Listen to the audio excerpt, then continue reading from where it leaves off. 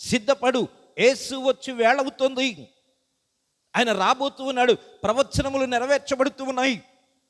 ఆయన దుష్టునికి అప్పగించినటువంటి దాన్ని దుష్టుడు ఏ రీతిగా తన కార్యమును చేస్తాడంటే, ప్రియమైనటువంటి వాళ్ళరా, వీడికి కొంతమంది దూతలు కూడా ఉంటారట. కొంతమంది దూతలు వాడి గురించి ప్రచురము చేయటానికి, వాడి గురించి చెప్పటానికి, ఊరూరు తిరగటానికి, ప్రతి ప్రాంతములో వాడు చేస్తూ ఉన్నటువంటి కార్యములను గురించి తెలియచేయటానికి ఉంటారట. ప్రియమైనటువంటి వాళ్ళరా, ఎంత నెట్వర్క్ ఉంటుందంటే చెప్పలేనంత నెట్వర్క్ ఉంటుంది. ఇప్పుడు మరీ స్పీడ్ అయిపోయింది కాబట్టి వార్త వెంటనే అది ప్రపంచమంతా కూడా పాకిపోతుంది. కానీ దేవుడు తన కార్యములను గురించి, అందుకని ఆయన చెబుతూ ఉన్నాడు, ఈ రహస్యమైనటువంటి రాకడలో శ్రమల తరువాత క్రీస్తు పరిశుద్ధులను కలుసుకుంటాడంట. దేవునికి స్తోత్రం చెల్లిద్దాం. హల్లెలూయా, హల్లెలూయా. ఈ శ్రమను ఎవరైతే అనుభవించి పరిశుద్ధులుగా నిలువబడ్డారో, చనిపోయారో, ఎవరైతే దేవుని కొరకు తమ ప్రాణాలను అర్పించారో, దేవుని కార్యముల నుంచి నేను వెలుపలికి వెళ్ళనని ఎవరైతే నిశ్చయత కలిగి ఉన్నారో, ప్రియమైనటువంటి వాళ్ళారా, వారిని కలుసుకోవటానికి, దేవుడు పరిశుద్ధులను కలుసుకోవటానికి పరలోకమును వీడి భూలోకమునకు వస్తాడట. కొరింథీయులకు రాసినటువంటి పత్రిక, నేను చెప్పేటువంటి మాటలు కాదు, కానీ కొరింథీయులకు రాసినటువంటి పత్రిక, 2వ పత్రిక 5వ అధ్యాయము 10వ వచనం చదువుతల్లి. ఎందుకనగా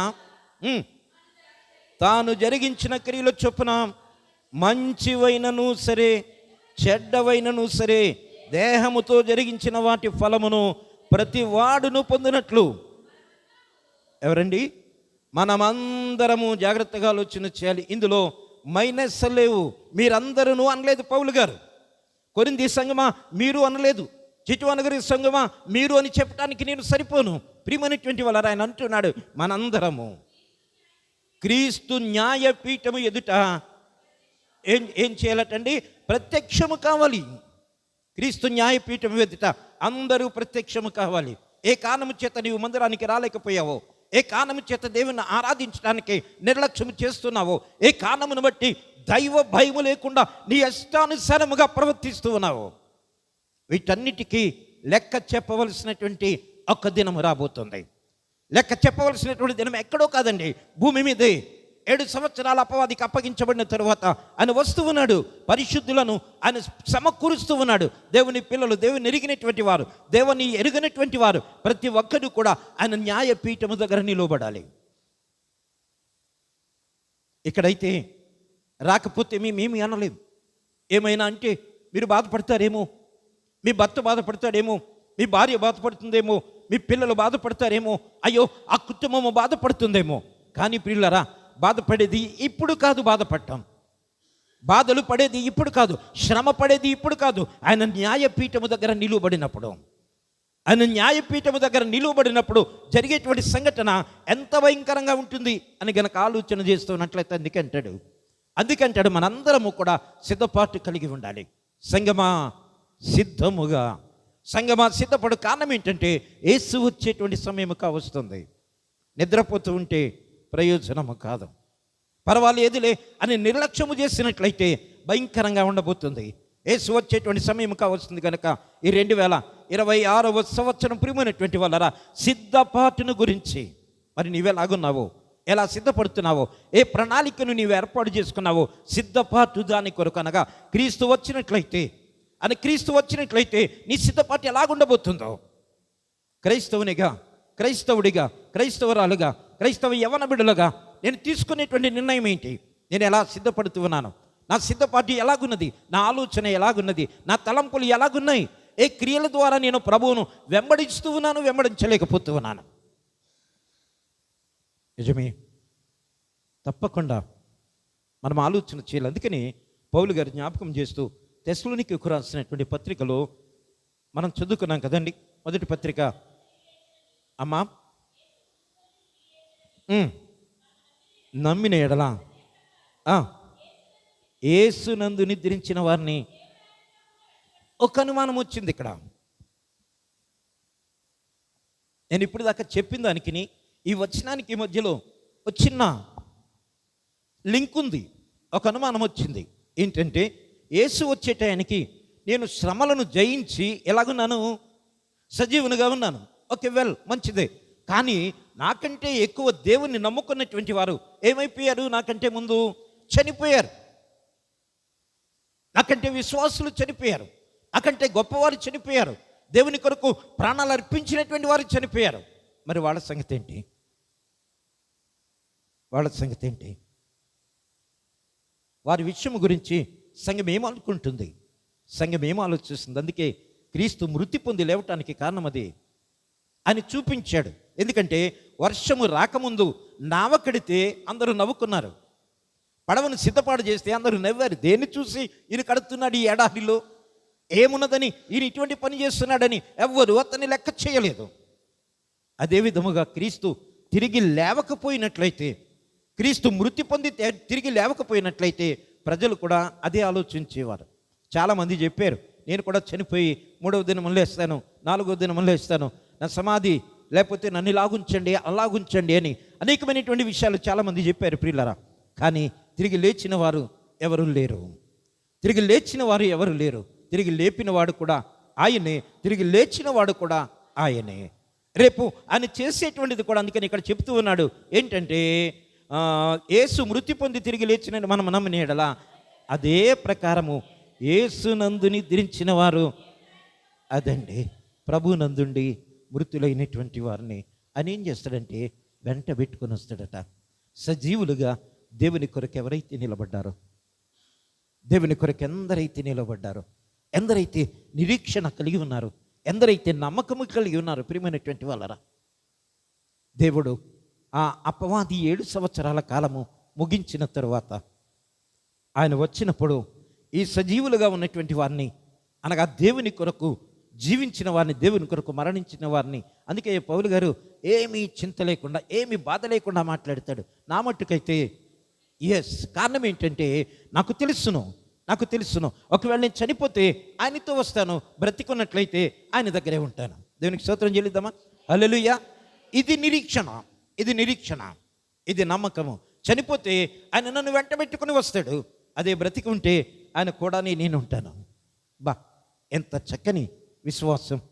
ఈ విశ్వాసము గనక క్రైస్తవులముగా, అనగా క్రీస్తుని ఎరిగినటువంటి వారముగా, దేవుని వెంబడించేటువంటి వారముగా కానీ మనం కలిగి ఉన్నట్లయితే తప్పనిసరిగా ఎక్కడికి వెళ్ళబోతున్నాం అనేటువంటిది మనకు అర్థమవుతుంది. కాబట్టి నా ప్రియమైనటువంటి వాళ్ళ ఆలోచన చిన్న, అందులోనే 5వ అధ్యాయము ఒకసారి చూడు తల్లి. తెస్సలోనికే మొదటి పత్రికలో 5వ అధ్యాయము 1వ వచనం. సహోదరులారా, కాలమును గూర్చియు సమయమును గూర్చియు మీకు వ్రాయనక్కర్లేదు, ఒకసారి ఆగుతల్లి అని అంటున్నాడు. సహోదరులారా, కాలమును గురించి, ఎందుకనంటే ఆ కాలం ఎప్పుడు వచ్చునో, ఆ సమయమును గురించి, ఆ సమయం ఎలాగొచ్చునో, ఇది ఎప్పుడు వచ్చునో ఎలా వచ్చునో మీకు చెప్పవలసిన పని లేదు. కారణం ఏంటంటే నేను చెప్పాను అది వరకే, నేను వివరించాను అది వరకే, మీకు తెలియచేశాను అది వరకే. కానీ ఇప్పుడు జరగబోయేటువంటి దాన్ని ఆయన జ్ఞాపకం చేస్తున్నాడు. ఆయన అంటాడు కదా, రాత్రి వేళ దొంగ ఎలాగ వచ్చునో అలాగే ప్రభు దినం వచ్చునని మీకు బాగుగా తెలియని ప్రియమైనటువంటి వాళ్ళరా, రాత్రి వేళ దొంగ వచ్చినట్లుగా. అదే కదా 10 మంది కన్యకల వృత్తాంతం అదే. 10 మంది కన్యకలు పెండ్లి కుమార్ని ఎదుర్కొన్నటువంటి వృత్తాంతం ఇదే. కాబట్టి ఆ సంగతి మీకు బాగా తెలుసు కదా, సువార్తల్లో మీరు విన్నారు కదా, యేసయ్య మీకు నేర్పించాడు కదా, వాటిని గురించి మనం అనేక పర్యాయాలు తెలుసుకున్నాం కదా. పౌలు గారు అదే చెబుతూ ఉన్నాడు. ఈ రాత్రి మరొకసారి మనం జ్ఞాపకం చేసుకుంటే అందులో సిద్ధపడినటువంటి వారు మాత్రమే, సిద్ధపాటు లేనటువంటి వారి పరిస్థితి ఎంత దయానీయముగా మిగిలిపోయిందో. కాబట్టి మీకు తెలుసును, సమయం తెలుసు. ఆయన వచ్చాడు, వెంటనే లోపలికి అరుగు పెండ్లి కుమారుడు వస్తున్నాడు హో అని వర్తమానం వచ్చింది. ఓహో, అరగంట పడతాదిలే ఆయన రావటానికి అనుకున్నారు. పాలకులు గేట్ అయ్యక ముందు ట్రైన్ వచ్చేస్తుంది అని మనం చూస్తూ ఉంటాం. ఎప్పుడైతే గేటు పడిపోయిందో ఇంకా పర్వాలేదని కనుక నిర్లక్ష్యం చేసినట్లయితే విత్ ఇన్ 1 minute ట్రైన్ వచ్చి ఎక్కడ ఆగుతుంది? స్టేషన్లో ఆగుతుంది. గేటు వేసిన తర్వాత కూడా మనం నిర్లక్ష్యముగా ఉన్నట్లయితే ట్రైన్ వస్తుంది, ట్రైన్ వెళ్ళిపోతుంది విత్ ఇన్ 2 minutes. గంటల తరబడి నిలబడదు. ఒక ట్రైన్ని తన సమయం నెరిగి వెళ్ళిపోతూ ఉన్నట్లయితే ఆయన మనిషి కుమారునిగా, పెండ్లి కుమారునిగా వచ్చినప్పుడు సిద్ధపాటు కలిగినటువంటి వారి కొరకు ఆయన చేయబోయేటువంటిది. ఇదిగో వస్తున్నాడు హో అని తెలియచేసిన తర్వాత తలుపు తెరవబడింది. పెండ్లి కుమారుడు లోపల ప్రవేశించాడు. Close the door. ఆయనతో పాటుగా సిద్ధపడి ఉన్నటువంటి వారు ఎక్కడికి వచ్చారండి? లోపలికి వచ్చేసారు. సిద్ధపాటు లేనటువంటి వారు వెలుపలే ఉండిపోయారు. వారు తలుపు కొడితే ప్రయోజనం లేదు. వారు తలుపు కొడితే ప్రయోజనం లేదు. మీరెవరు నాకు? అయ్యి బాబోయ్, ఈ కార్పెట్ నేనే ఇచ్చానండి. అమ్మ ఎవరైనా ఇచ్చారేమో, దయచేసి క్షమించండి. లేకపోతే ఈ సిస్టమ్ నేను ఇచ్చానండి. లేకపోతే ఇంకా చైర్స్ నేను ఇచ్చానండి. లేకపోతే అబ్బో నేను చాలా పనులు చేశానండి. ఈ పనులేమీ లేవు. ఈ పనులేమీ లేవు. వీటిని బట్టి దేవునికి మనల్ని పరిచయం చేసుకోవటానికి లేదు. మనము దేవునికి ఎలా ఉండాలి అన్నట్లయితే ఆయన దగ్గర సిద్ధపాటు కలిగినటువంటి వారముగా, నిజమే ప్రియమైనటువంటి వాళ్ళరా, ఆ సిద్ధపాటు గనక మన జీవితములో ఉన్నట్లయితే, అందుకే అంటాడు కదా, చూడు తల్లి 13వ వచనం 5లో, వారి పనిని బట్టి ప్రేమతో మిక్కిలి ఘనముగా ఎంచవలనని వేడుకొనుచున్నాను. మరియు ఒకనితో ఒకడు సిద్ధపాటులో ఉన్నటువంటి ప్రాముఖ్యమైనటువంటి విషయం ఏంటంటే, ఒకరితో ఒకరు ఎలా ఉండాలట? ఒకరితో ఒకడు సమాధానముగా ఉండుడే. ఇది దేవునికి కావలసింది. దేవుని సన్నిధిలోకి వచ్చిన తర్వాత సమాధానం లేకపోతే వారు సిద్ధపాటు కలిగిన వారు కాదు. 2026వ సంవత్సరములో నీ పరిస్థితి ఏంటి ఒకసారి ఆలోచన చేయి. సంఘాన్ని హెచ్చరిస్తూ ఉన్నాడు. సంఘానికి ఆయన తెలియచేస్తూ ఉన్నాడు, సంఘమా సిద్ధపడు, ప్రభు వచ్చే సమయం అయ్యింది. సూచనలు కనబడుతూ ఉన్నాయి. భయంకరంగా కనబడుతున్నాయి. దేవుని దాసులను భయంకరంగా హింసిస్తూ ఉన్నారు. ప్రాణాలు కోల్పోతూ ఉన్నాయి. ప్రభు రాకడకు గుర్తులు. కాబట్టి 15వ వచనములో కూడా ఆయన ఎలా అంటూ ఉన్నాడు, ఎవడును 14 చదువుతాడు. సహోదరులారా, నేను మీకు బోధించినది ఏదనగా అక్రమముగా నడుచుకుని వానికి ఏం చెప్పాలంటే మనము బుద్ధి చెప్పాలంట. నాకెందుకులే అని విడిచిపెట్టేయకూడదు. అక్రమముగా నడుచుకుని వారికి ఏం చెప్పాలట? బుద్ధి చెప్పాలట. అది వాళ్ళ ఇష్టంలే, వాళ్ళ ఇంట్లో చేసుకుంటున్నారు, నాకెందుకు అన్నట్లయితే ఒక ఆత్మ నశించిపోవటానికి మనం కారకులం అవుతామట. అక్రమముగా నడుస్తూ ఉన్నావు నీవు, అలా నడవటానికి వీలు లేదని తప్పనిసరిగా మనము హెచ్చరించాలట. హెచ్చరించి ఒకవేళ వారి నిమిత్తం మనం శ్రమ పడితే, వారు మనల్ని తిట్టినట్లయితే బాధపడవలసిన పని లేదట. ప్రతిఫలం ఎవరిస్తారు? దేవుడిస్తాడు. ప్రతిఫలం ఇచ్చేవాడు ఆయనే. మనల్ని ఎవరైనా తిట్టినా, ఎవరైనా నిందించినా, దేవుని పనిలో దేవుడు మనకు సెలవిచ్చినటువంటి మాట ప్రకారంగా మనం ప్రవర్తిస్తూ ఉన్నప్పుడు ఎవరైనా మన మీద నింద వేసినా మనం భయపడవలసినటువంటి పని లేదు ప్రియులారా. మనం ధైర్యముగా ఉండవచ్చు. కారణం ఏంటంటే ప్రతిఫలం ఇచ్చేవాడను నేనే అంటున్నాడు ఆయన.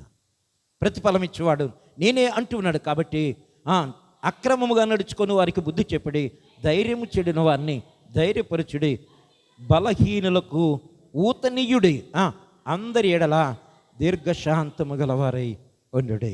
సంఘం ఎలాగుండాలట? అందరి ఎడల ఏం కలిగి ఉండాలండి? సిద్ధపాటులో, వన్ ఆఫ్ ద పార్ట్, సిద్ధపడుటలో తప్పనిసరిగా అందరి ఎడల దీర్ఘశాంతము కలిగి ఉండాలట. ఒకరిని తిట్టడము, ఒకరిని పెట్టడము కాదు. అది దైవజనునికి లేక సంఘము నడిపిస్తున్నటువంటి నాయకులకు తగినటువంటిది కాదు అంటూ అన్నాడు. తగినటువంటిది కాదు.